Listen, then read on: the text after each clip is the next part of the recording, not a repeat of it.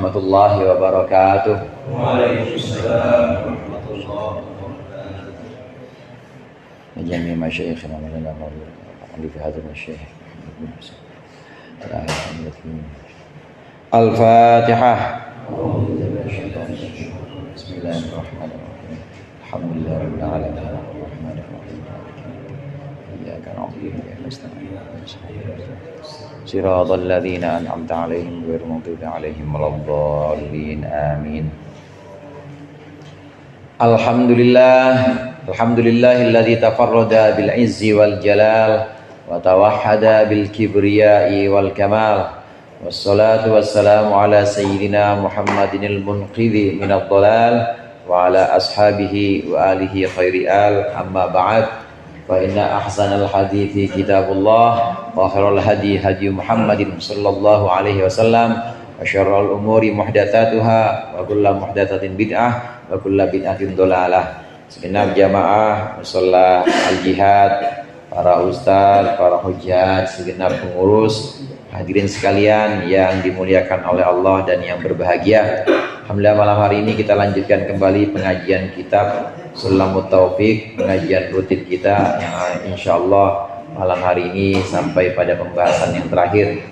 Ada di halaman 93 tentang kewajiban bertaubat. Kita baca dulu di sini naskah dari muallif.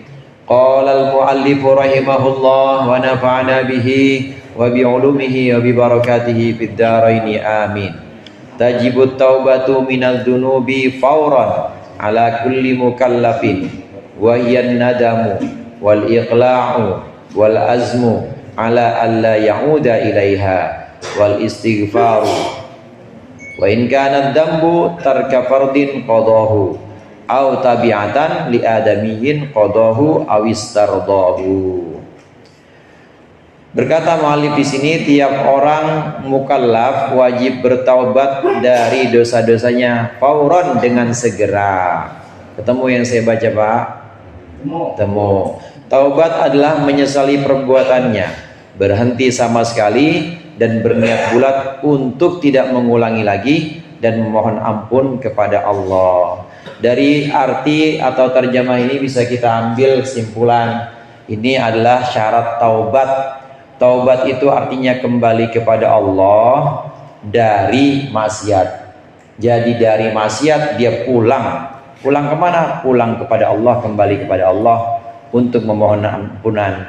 Ada 4 syarat taubat. Yang pertama di sini, syarat taubat yang pertama adalah menyesali perbuatan. An-nadam, nyesel, Pak. Kalau tidak nyesel maka bukan taubat namanya. Ada orang, saya mah udah nggak mau lagi melakukan maksiat itu, berhenti. Nyesel nggak? Ya nggak nyesel sih, saya mah bangga. Nggak ada orang kayak saya yang semua maksiat udah dicobain. Itu ada bangga tuh, ada rasa bangga. Kalau tidak ada rasa, kalau ada rasa bangga, tidak ada rasa penyesalan atas perbuatan dosa-dosa ini, maka tidak namakan taubat.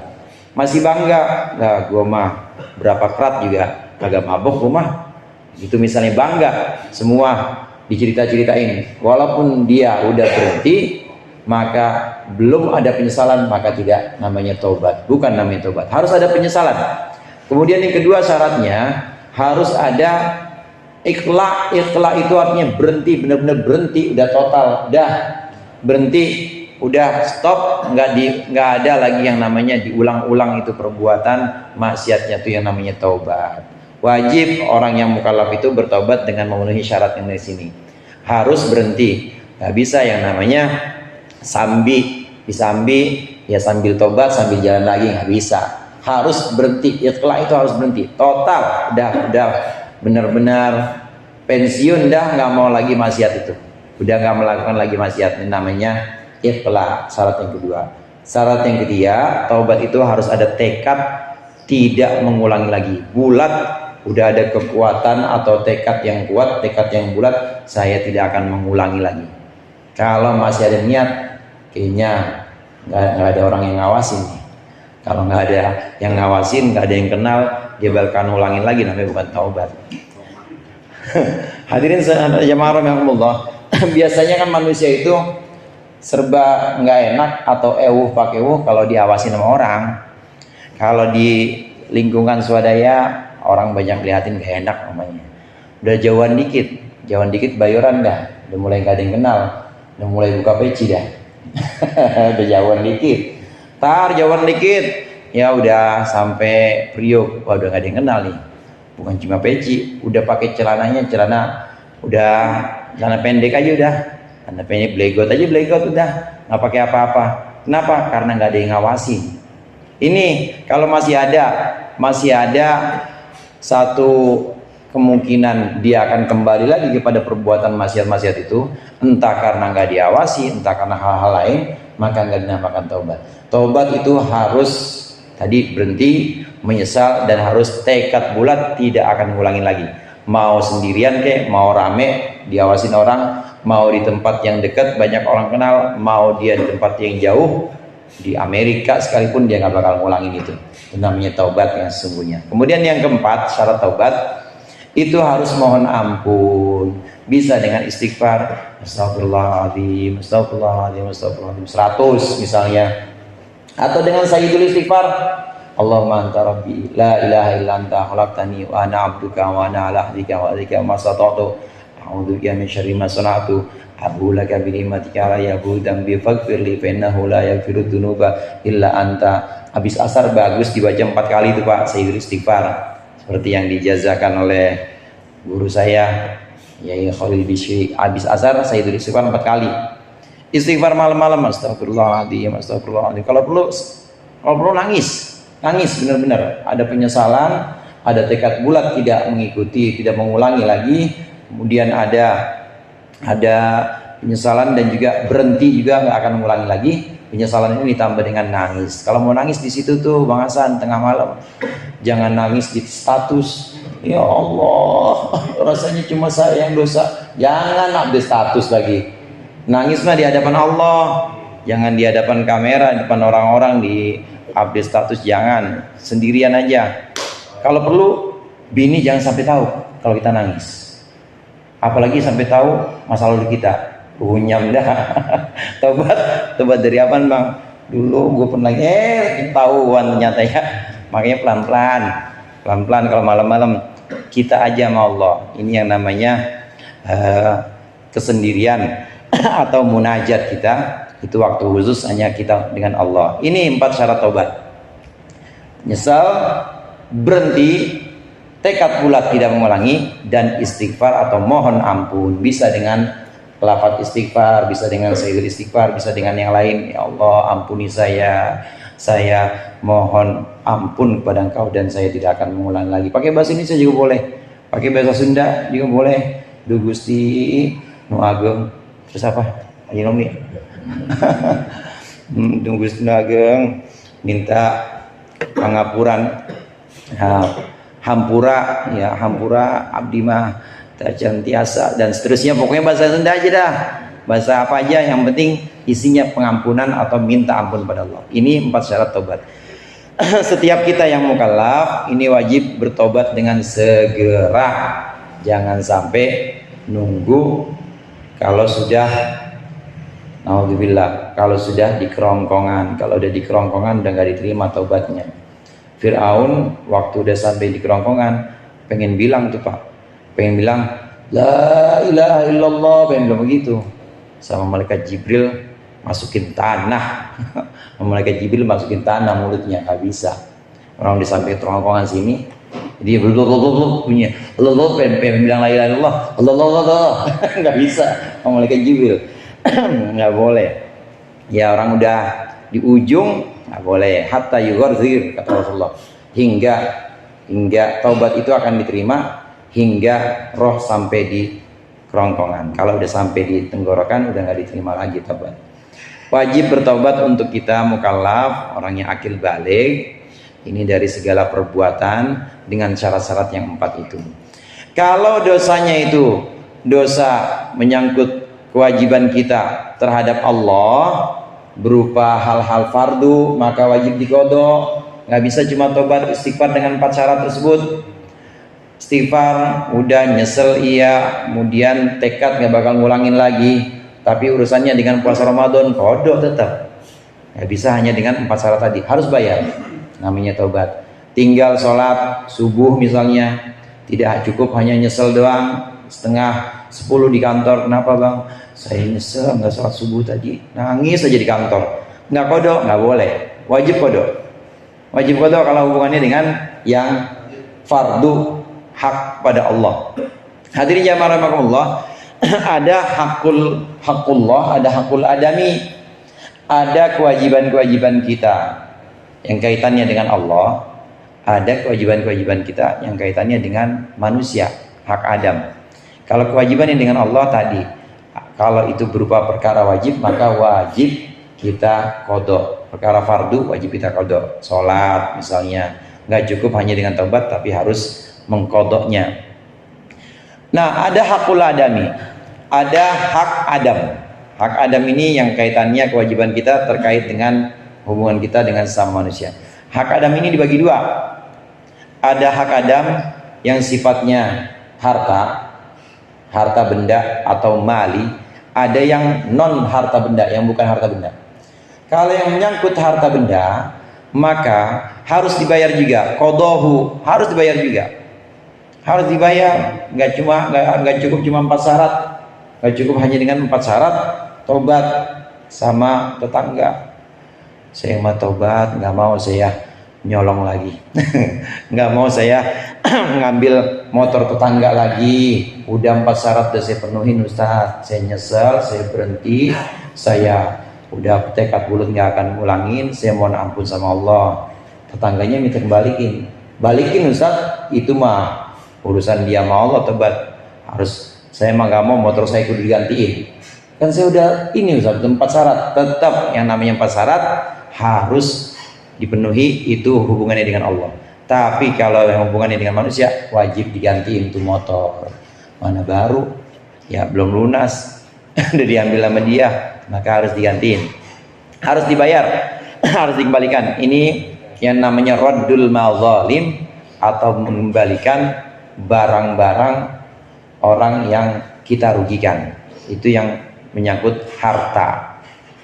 Gimana kalau orangnya udah nggak ada, kita pengen kembaliin, ternyata udah meninggal.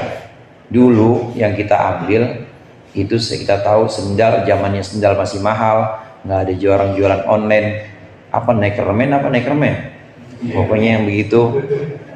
Itu udah orangnya udah meninggal, pengen ganti gimana ya, kira-kira saya tahu dan nilainya kalau dulu itu ya sekitar 30 ribuan ya, sekarang 300 ribu dah misalnya. Saya mau bagiin, nggak ada, gimana orangnya? Pada ahli warisnya saudara, anaknya misalnya, nih saya minta, saya mau kembalikan ini hak bapak kamu yang dulu pernah saya colong, sendal Neckerman ukuran 42 warna coklat dulu, saya gantiin, kembaliin. Dan ahli warisnya nerima, nanti bayar kepada ahli warisnya kalau memang masih ada. Kalau ahli warisnya, kalau dicari sudah tidak ada maka niatkan sedekah dengan nilai benda itu. Niatkan sedekah, tadi 300 ribu, niatkan sedekah kepada fakir miskin. Ada orang miskin tetangga kita kasih nih buat makan ya, atau nih buat ongkos anak-anak biaya sekolah. Niat mohon sama Allah, ya Allah ini saya titipkan supaya nanti pahalanya engkau sampaikan kepada orang yang dulu sendalnya saya colong. Boleh saudara begitu?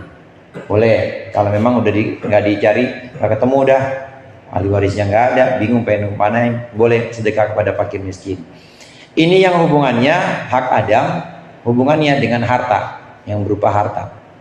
Yang kedua ada hak Adam, hubungannya bukan dengan harta, tapi hubungannya selain harta. Pernah digaplok saya katanya, saya emang nggak ridho kalau dia nggak minta maaf, maka wajib minta maaf itu. Jadi nggak cukup cuma minal aidin wal faizin doang, harus maafin saya bang ya, kemarin saya hilaf, saya gaplokin abang kemarin, harus disebutin tuh, maafin saya, janji nggak bakal gaplokin lagi. Apalagi depan umum, mana lagi rapat, dilihat sama RW, dilihat sama RT, maafin saya bang. Enggak, saya nggak mau maafin, kata orangnya. Terus gimana? bayar, saya lagi butuh HP baru ini. Beliin, kalau diminta ridhonya begitu nggak apa-apa. Ya udah bang, asal abang ridho, saya beliin HP baru. Itu emang harus begitu. Istardohu di sini artinya mohon ridho, minta ridhonya. Kalau kita yang nggak ridhonya dok, Ya, yang ngasih nggak ridho, terpaksa. yang dizolimin nggak ridho. Iya. Apa maksudnya yang menzoliminya nggak ridho? Ya itu malah urusan. Yang penting kita dapat ridho orang yang kita zolimi. Itu. Kalau nggak ridho, nanti protes sama Allah. Ya Allah, saya nggak ridho itu HP. Masa buat gaplok doang HP itu misalnya. Urusan sama Allah dan nanti minta ganti sama Allah. Tapi haknya mazlum, hak orang yang terzolimi, ini harus kita bayar dulu. Dia memang minta syaratnya begitu, saya maafin bang kalau ada iPhone 12. Kalau kagak, nggak saya maafin misalnya. Boleh, namanya orang dizolimi, dia punya syarat apa aja. Harus minta ridho. Ini yang hubungannya tidak dengan harta benda seperti tadi pernah digaplokin. Atau ada yang hubungannya tidak dengan harta benda, bukan berupa kesalahan fisik, tapi pernah diremehin, pernah digibahin, pernah disebutin kejelekan-kejelekannya depan umum. Gibah kan, ya gibah kan ini banget itu, di mana-mana itu yang namanya gibah ya. Gibah ini juga wajib disebutin saudara, kalau memungkinkan. Maafin Bang Pendi ya, saya pernah ngomongin abang. Kalau Bang Pendi nanya, ngomongin apaan Ustaz? Harus dijelasin. Iya bang, katanya tinggi-tinggi sih, katanya ngerokoknya begitu. Saya ngomongin harus dijelasin itu. Ya tinggi sih, ganteng, cuma begitu orangnya. Nanti diomongin tuh, gibahin orang, jelekin, harus sebutin. Kalau emang dia minta sebutin, emang ngomongin gua apa lo? Harus sebutin. Itu namanya minta halal untuk kesalahan yang kaitannya dengan orang dan kaitannya dengan gibah, harus sebutin.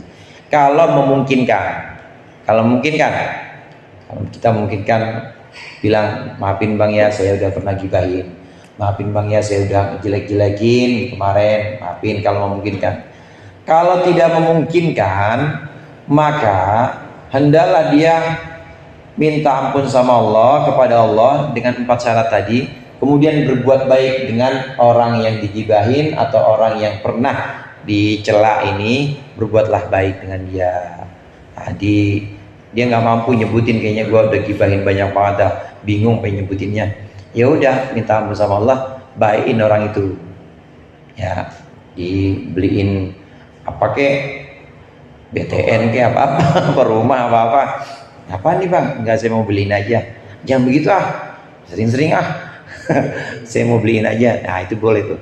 Berbuat baik kepada orang yang dizolimi kalau kita nggak mampu menyebutkannya.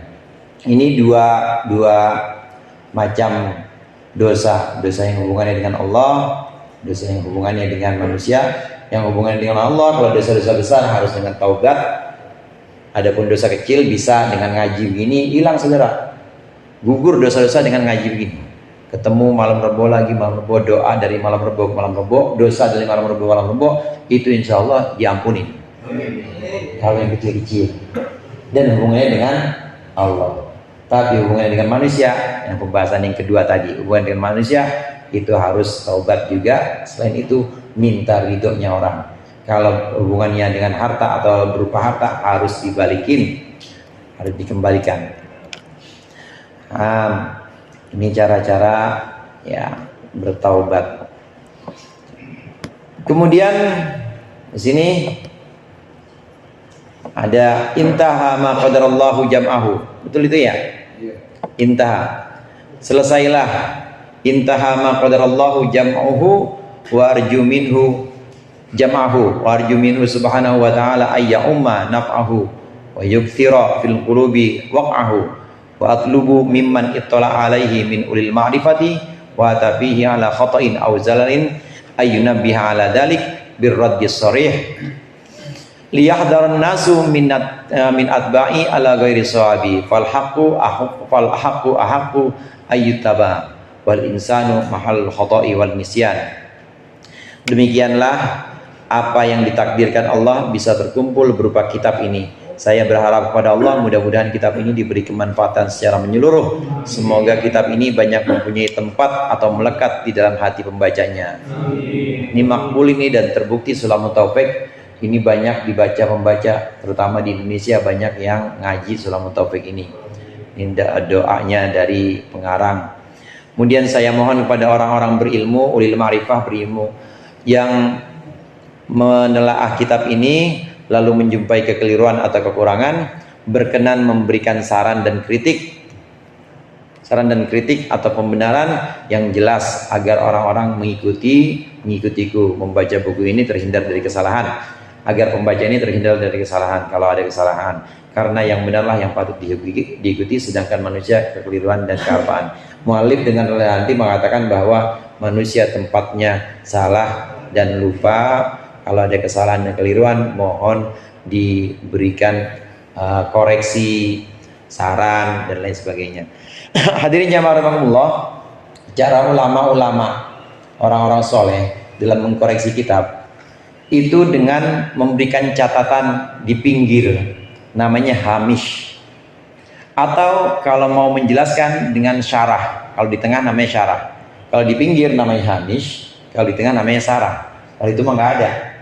Itu terjemah ya, namanya hamis dan syarah. Ini cara ulama-ulama soleh dalam mengoreksi atau mengomentari karya ulama-ulama sebelumnya. Ini cara yang ditradisikan oleh ulama-ulama yang soleh yang benar-benar, terutama ya ulama yang jumhur ulama, mayoritas ulama seperti ini. Tidak ada yang namanya pemalsuan kitab, tidak ada yang namanya ngoreksi penulis, ngoreksi muallif tapi dihapus, diganti, nggak ada. Cara-cara orang soleh seperti itu tidak ada. Itu namanya yuharrifunal kitab, itu namanya mengubah kitab dan memalsukan kitab. Ini pernah terjadi pada masa ahlul kitab dulu. Diubah Taurat, dalam Taurat itu ada sifatnya Nabi Muhammad, hadirin. Ada sifat-sifat Nabi Muhammad, matanya itu hitam kecoklat-coklatan, rambutnya itu ikal, kemudian hitam dan ikal, kulitnya putih kemerah-merahan. Itu diceritakan dalam Taurat. Diganti sama ahlul kitab. Muhammad itu matanya biru, rambutnya lurus, jadi kayak orang barat dah. Diganti itu. Kemudian diganti hukum rajam atau hukum lempar batu untuk zina yang mustan, itu diganti semua. Itu namanya mengubah kitab. Ini dosa besar terhadap kitab suci Taurat pada waktu. Nggak boleh namanya mengubah kitab. Jadi harusnya bagaimana? Ya harusnya kalau kitab suci ya nggak boleh diubah. Demikian juga kalau kitab karya ulama nggak boleh diubah. Ada beberapa penelitian yang sudah ketahuan, ini udah ketahuan banyak sekali. Kitab Al-Adhkar karya Imam An-Nawawi, bukan Syekh Nawawi, bukan. Kalau Syekh Nawawi kan dari Banten. Kalau ini Imam An-Nawawi, ini punya kitab namanya Al-Adhkar. Ada bab namanya babu ziyarati qabrin Nabi. Bab ziarah kubur Nabi. Bab ziarah kubur Nabi. Ini diganti. Apa gantinya? Babu ziyarati masjidin Nabi. Bab ziarah masjid Nabi. Oleh siapa? Oleh orang-orang yang menyatakan bahwa ziarah itu sesat, nggak boleh menziarahi. Bolehnya ziarah masjid, nggak boleh menziarahi Rasulullah, itu bid'ah. Siapa itu? Di antaranya kalangan Wahabi yang kita kenal. Wahabi itu mulai marak dan punya kekuatan itu mulai abad 20, tahun 1900-an itu dia mulai kuat. Jadi dulu namanya Hijaz, sekarang jadi Saudi Arabia. Dulu namanya Hijaz, Riyadh, kemudian Madinah, Mekah, itu namanya Hijaz. Itu dikuasai di akhir abad 19, tahun 1800-an akhir, dia sudah mulai berkuasa. Dia punya dia dengan patron penguasa, jadi Muhammad bin Abdul Wahab namanya. Kemudian punya patron atau punya partner penguasa namanya Saud ini yang jadi anaknya sekarang, jadi keturunannya jadi raja-raja ini. Ada Muhammad bin Saud, dan seterusnya sampai sekarang. Makanya disebut dengan Saudi Arabia. Saudi Arabia itu artinya Arab punya Saud, Pak. Yo, negara punya orang sendiri coba. Saudi Arabia, Arab punya Saud. Itu artinya. Nah, mereka megang pergerakan Wahabi. Bagaimana caranya? Caranya semua majelis-majelis di Masjidil Haram dan Masjid Nabawi, kalau yang bukan akidahnya ikut dia, maka dihapusin. Cuma ada satu mazhab doang, mazhabnya dia. Nggak boleh. Dulu sebelumnya itu banyak mazhab-mazhab, jadi satu halakoh sini pojok-pojokan, mazhab Imam Malik, mazhab Imam Syafi'i, semuanya ngaji situ sebelum Wahabi berkuasa. Nah, Wahabi ini kembali kepada koreksi kitab. Mu'alif di sini disebut boleh silakan koreksi. Nah, caranya dengan yang baik. Cara yang baik bagaimana? Dengan menuliskan komentar atau menuliskan hamis di pinggirnya. Jadi utuh tulisannya, pengarang nggak diubah, nggak boleh memang. Nah, Wahabi melakukan pengubahan ini. Bab ziarah kubur Nabi diganti sama dia bab ziarah masjid Nabi. Saking dia pengen orang-orang ngikut dia bahwa ziarah itu sesat katanya. Yang saya punya itu kitab ini, hadirin. Tafsir namanya tafsir Ahmad As-Sawi. Itu tafsir Hasyiyah atau penjelasan dari tafsir Jalalain. Di juz 3 surat Fatir itu ada ayat yang menjelaskan asbabun nuzul ayat ini. Asbabun nuzulnya adalah tentang Abu Jahal atau orang-orang yang lain selain Abu Jahal. Ayat yang dimaksud adalah afaman zuyyina lahu su'u amalihi fara'ahu hasana fa innallaha yudillu may yasha wa yahdi may yasha.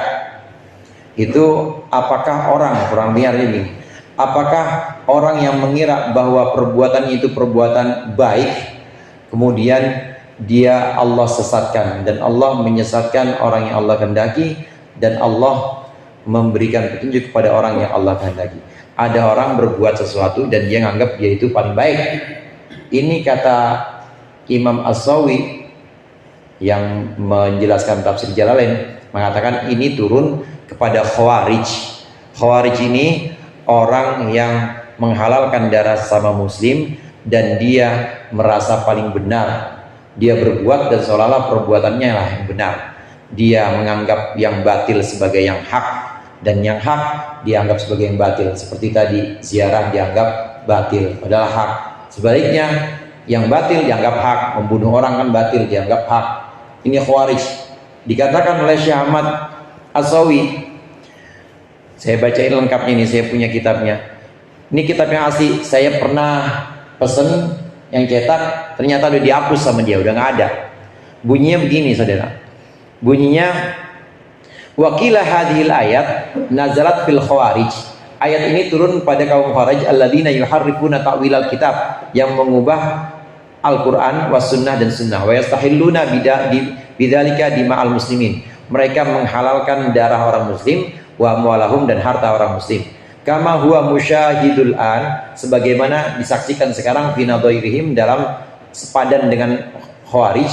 Wahum, yang sama dengan Khawarij pergerakannya, firqatun bi ardil Hijaz, sebuah kelompok di tanah Hijaz, yuqalu lahum al-Wahabiyah, yang disebut dengan Wahabi. Syekh Ahmad Sawi ini ulama Mesir abad 19 udah mengatakan bahwa Wahabi itu udah nggak benar. Ini tahu dibaca Wahabi, dihapus nih kitab. Nah, yang mengoreksi kitab dengan cara begini namanya salah. Mengoreksi kitab tidak boleh dengan memalsukan. Kalau mau kasih komentar, ya komentarin aja sampingnya. Tidak seperti ini misalnya begitu. Yang sebenarnya adalah, menurut pendapat saya sebenarnya adalah seperti ini, dikasih ayat, jangan dihapus. Ini mah dihapus sama Wahabi ini. Wahabi, Muhammad bin Abdul Wahab, itunya pendirinya, yang bikin, yang mengharamkan ziarah, mengharamkan tahlil, itu Wahabi namanya. Termasuk makam Nabi itu pengen diratain, saudara, karena menurut mereka nggak boleh makam itu ya ajaran Nabi harus dibuat rata, nggak boleh dibangun. Ini namanya Wahabi. Hendaklah yang membaca kitabku ini meneliti, mengoreksi dengan cara yang baik. Kemudian Rabbana, ya Tuhan kami, Rabbana ighfir lana wa li ikhwanina alladziina sabaquna bil iman wa la taj'al fi qulubina ghillan lil ladziina amanu rabbana innaka ra'ufur rahim. Allahumma maghfiratuka awsa'u min dzunubina wa rahmatuka arja indana min a'malina.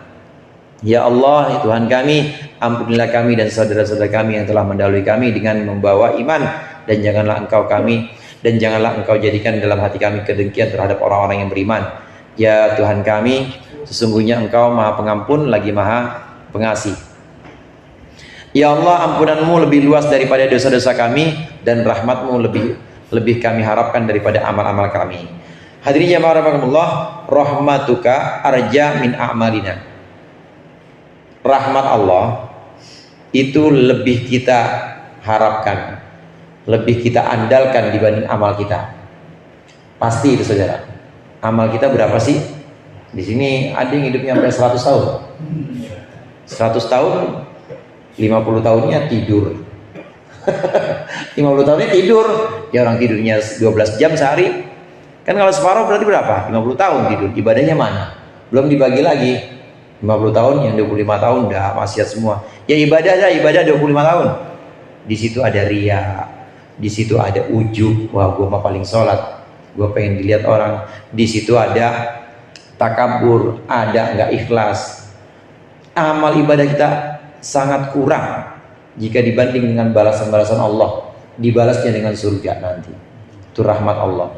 Oleh karenanya kita lebih mengandalkan rahmat Allah. Kita ibadah ini jangan sekali-kali ngaji kita ini kita jadikan andalan. Gua mau udah ngaji, jangan.